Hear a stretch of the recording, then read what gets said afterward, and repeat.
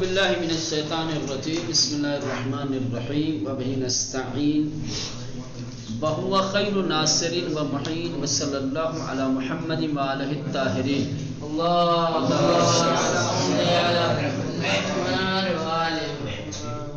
چلیں آج کا درس ہے توحید کے بارے میں۔ توحید مصدر ہے باب تفعیل کا۔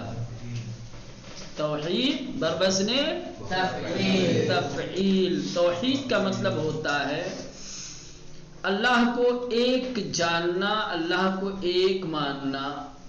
ٹھیک، ہاں اصطلاح میں یعنی علم کلام کی زبان میں توحید کا مطلب خدا اور مبدأ ہستی کو ایک جاننا۔ خدا مبدأ ہستی یعنی یہ کائنات کو بنانے والا، خلق کرنے والا، پیدا کرنے والا، مبدأ ہستی خالق کائنات۔ مبدأ ہستی یعنی مولانا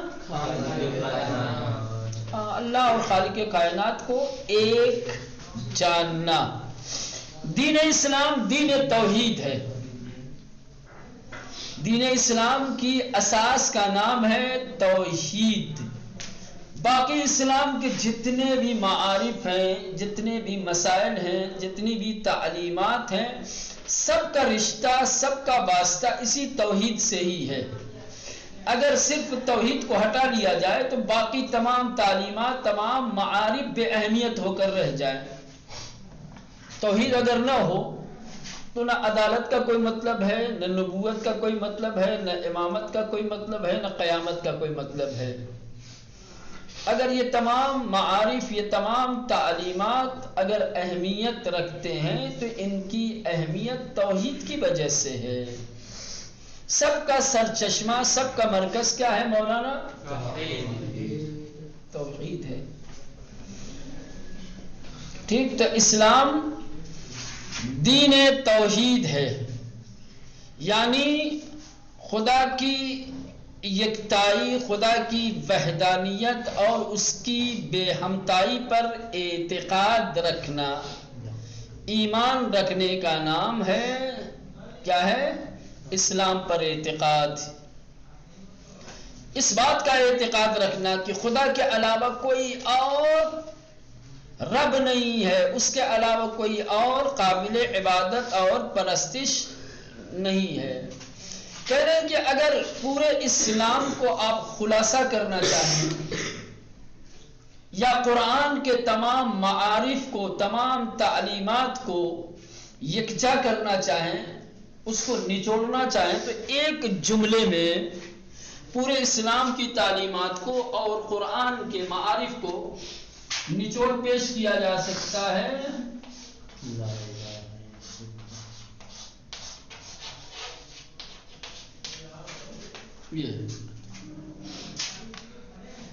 کلمہ توحید کیا ہے؟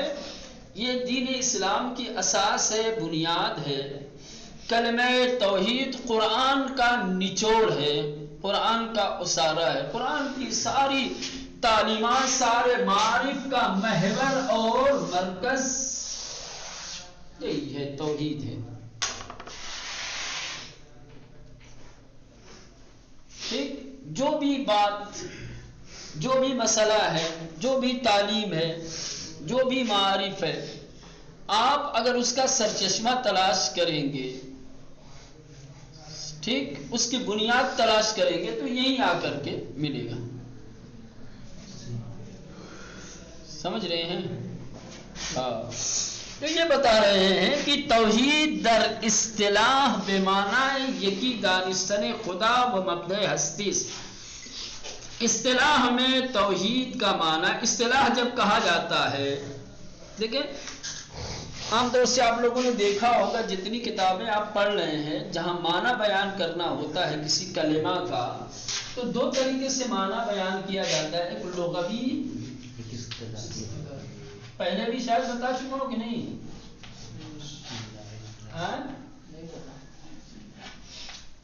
لغوی، ہر زبان کی ایک ڈکشنری ہوتی ہے۔ دنیا کی کوئی ایسی زبان نہیں ہے جو رائج ہو، ٹھیک، مرسوم ہو اور اس کی کتاب نہ ملے ڈکشنری جس میں اس زبان کے کلمات کے معنی بیان کیے جاتے ہیں، اس کو کہتے ہیں ڈکشنری، لغت ہے نا مولانا؟ فارسی زبان میں لغت کی بہت ساری کتابیں آپ کو مل جائیں گی، اردو میں لغت کی کتاب، انگلش میں، عربی میں، دنیا کی ہر زبان کی لغت کی ایک کتاب ہوتی ہے جس کو ڈکشنری کہا جاتا ہے۔ تو کسی بھی کلمہ کا جب معنی بیان کیا جاتا ہے تو سب سے پہلے دیکھا جاتا ہے کہ یہ کلمہ کس زبان کا ہے، یہ کلمہ کس زبان کا ہے، پھر اس زبان کی جو ڈکشنری ہوتی ہے، اس زبان کی جو لغت کی کتاب ہوتی ہے، اس میں جا کر کے دیکھا جاتا ہے کہ اس کے کیا معنی ہے۔ جیسے مثال کے طور پر توحید، کیا ہے مولانا؟ توحید۔ قبل اس کے کہ آپ اس کے معنی سے آشنا ہو، پہلے تو آپ کو یہ جاننا چاہیے کہ یہ کس زبان کا لفظ ہے، کس زبان کا کلمہ ہے۔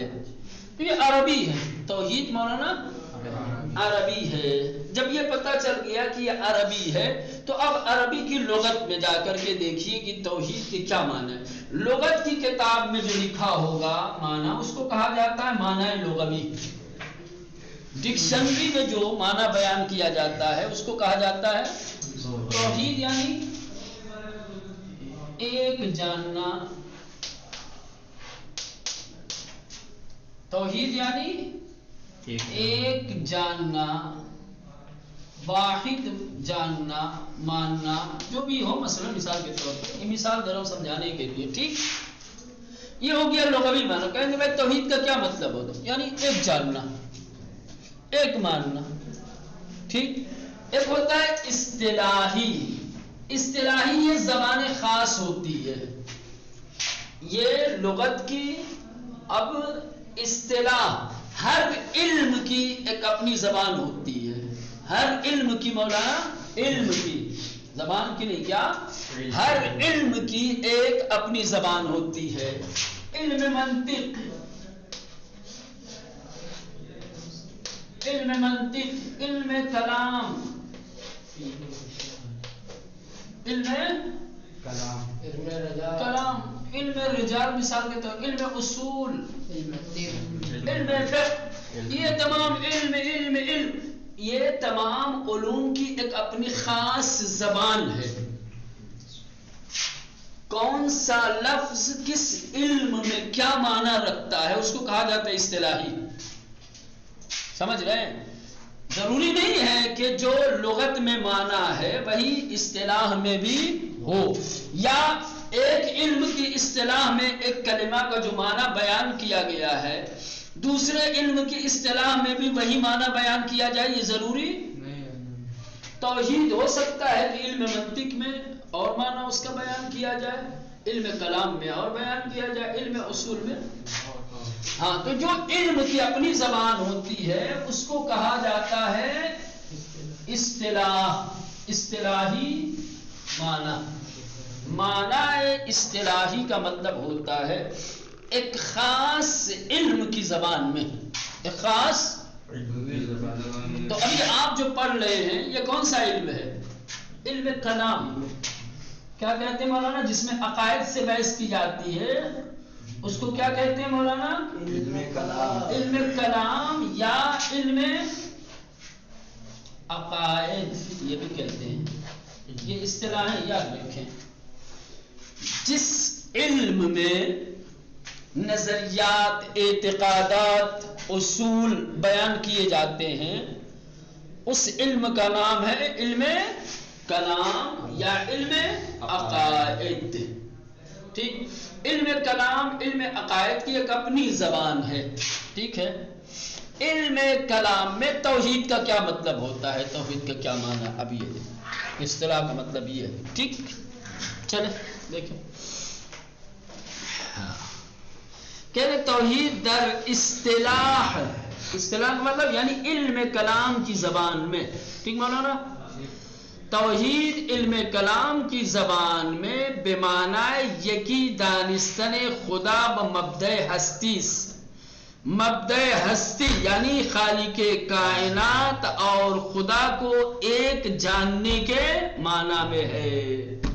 پوچھا جائے کہ بھائی توحید کے اصطلاحی معنی کیا ہے، تو آپ کیا بیان کریں گے؟ توحید کے اصطلاحی معنی ہے خالق کائنات اور خدا کو ایک جاننا۔ دین اسلام دین توحید، کہہ رہے ہیں کہ دین اسلام توحید کا دین ہے۔ یعنی کیا توحید کا دین ہے؟ یعنی اعتقاد بے خدا یکتا، خدا واحد پر ایمان، یگانے و بے ہمتاس کہ جو واحد ہے، ایک ہے، بے ہمتا ہے یعنی بے مثل و بے نظیر ہے۔ اعتقاد بے ان کے ہیچ معبودی جزء شائستہ پرستش نیست، اس بات پر اعتقاد اور ایمان رکھنا کہ اس کے علاوہ کوئی بھی معبود پرستش اور عبادت کے قابل نہیں ہے۔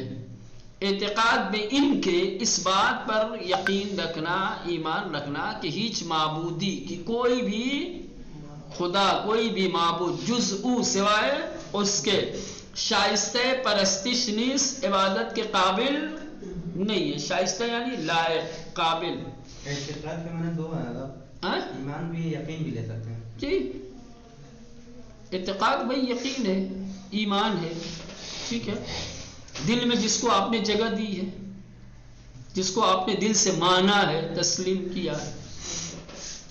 اگر بخواہیم اسلام را در یک جملے خلاصے کنیم، کہہ رہے کہ اگر ہم اسلام کو ایک جملے میں خلاصہ کرنا چاہیں، ایک جملے میں اگر ہم اسلام کو سمیٹنا چاہیں، ان جملے کلمہ طیبہ لا الہ الا اللہ خواہد بود، تو وہ کون سا جملہ بنے گا مولانا؟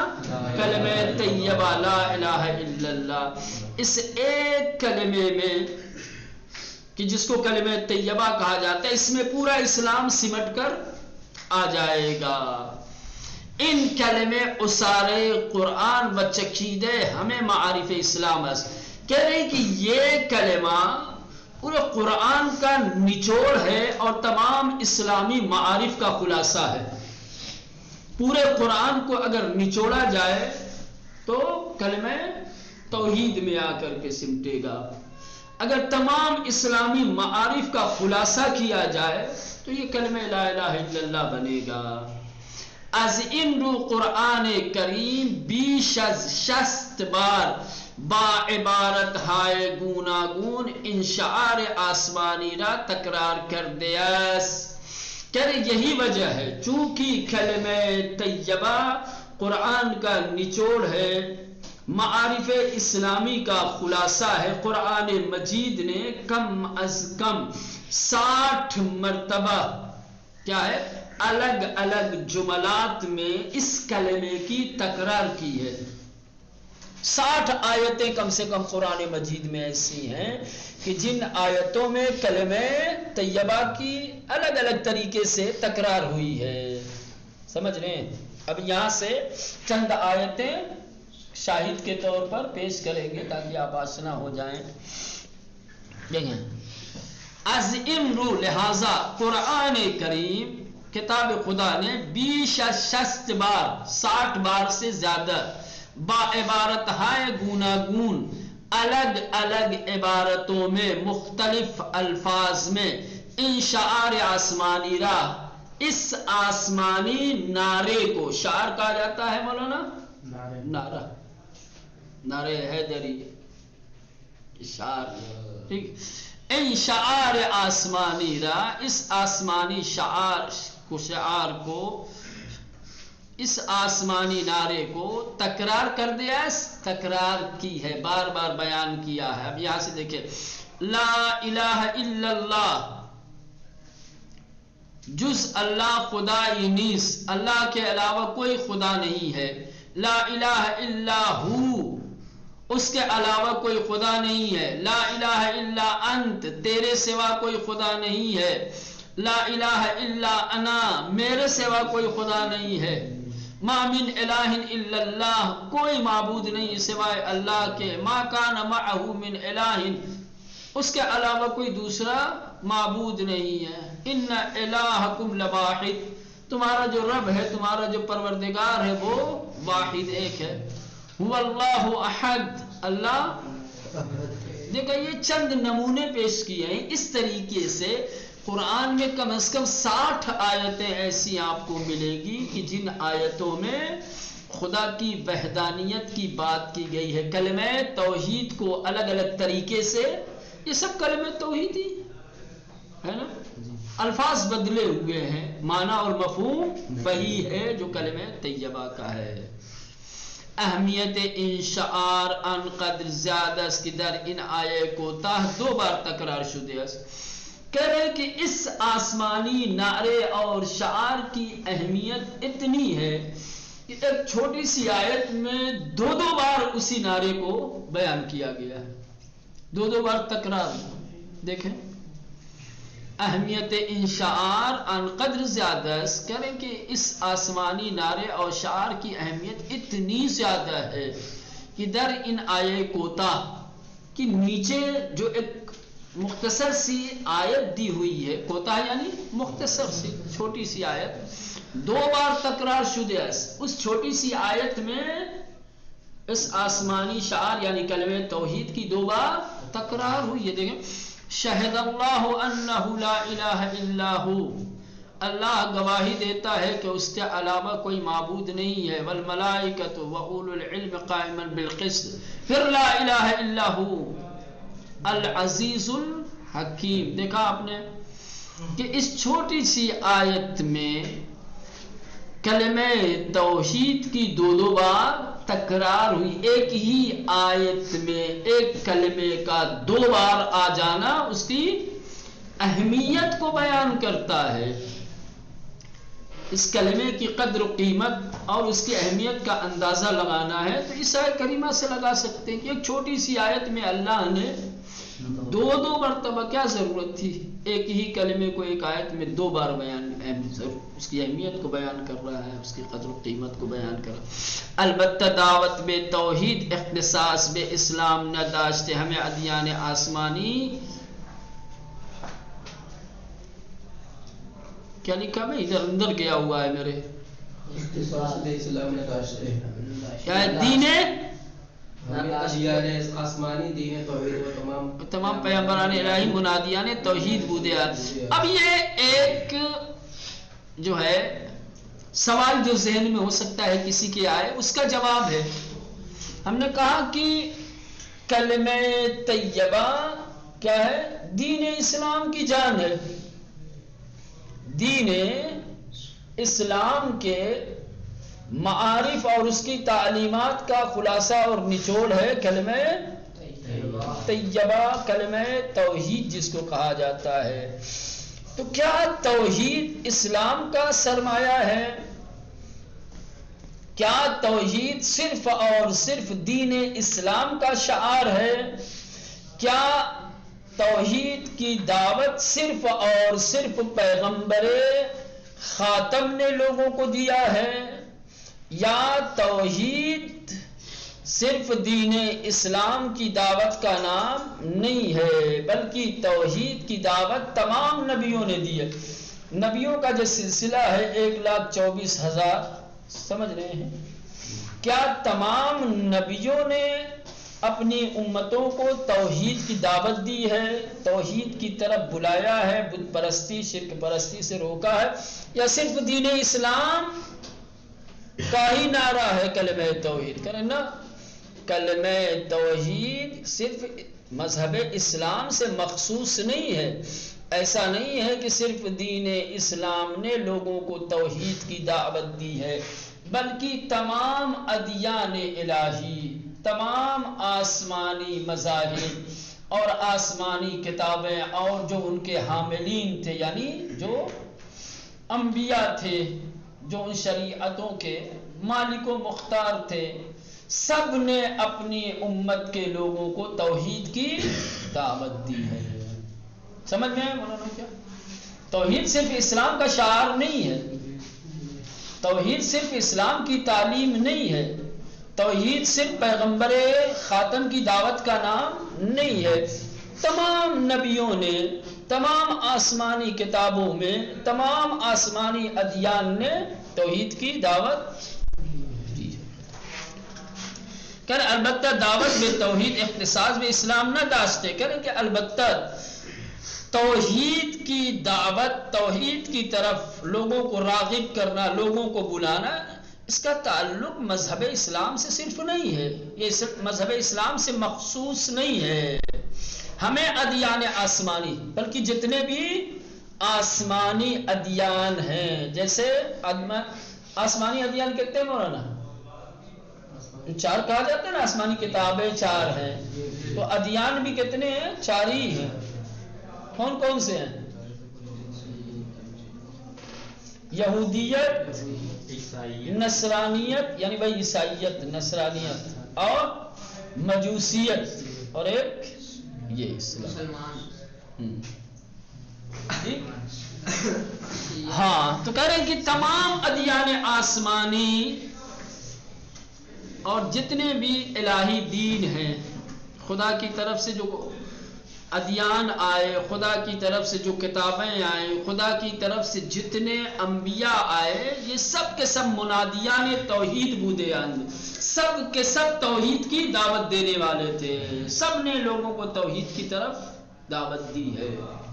تمام آسمانی کتابوں نے، تمام آسمانی کتابوں کے حاملی، اسی کو آیہ کریمہ نے بیان کیا، وَمَا أَرْسَلْنَا مِن قَبْلِكَ مِن رَّسُولٍ، کہ آپ سے پہلے ہم نے کسی کو رسول بنا کر نہیں بھیجا، الا مگر یہ کہ نوحی الیہ، کہ ہم نے اس کی طرف وحی کی. کس بات کی؟ کہ انہ لا الہ الا انا، کہ کوئی معبود نہیں ہے، کوئی رب نہیں ہے میرے علاوہ، فعبدون، پس تم لوگ میری ہی عبادت کرو.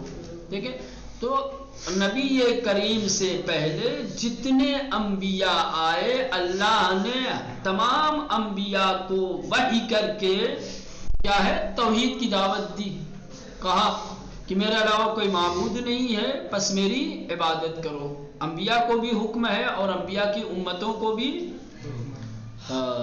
تو دیکھا آپ نے کہ کس طریقے سے توحید کی دعوت، توحید کی طرف لوگوں کو بلانا، یہ صرف اسلام سے مخصوص نہیں ہے، بلکہ تمام ادیان الہی میں اس دعوت کا اہتمام کیا گیا، اس کی طرف توجہ دی گئی ہے. تمام انبیاء الہی نے اپنے زمانے کے لوگوں کو توحید پرستی کی طرف بلایا ہے، دعوت دی ہے.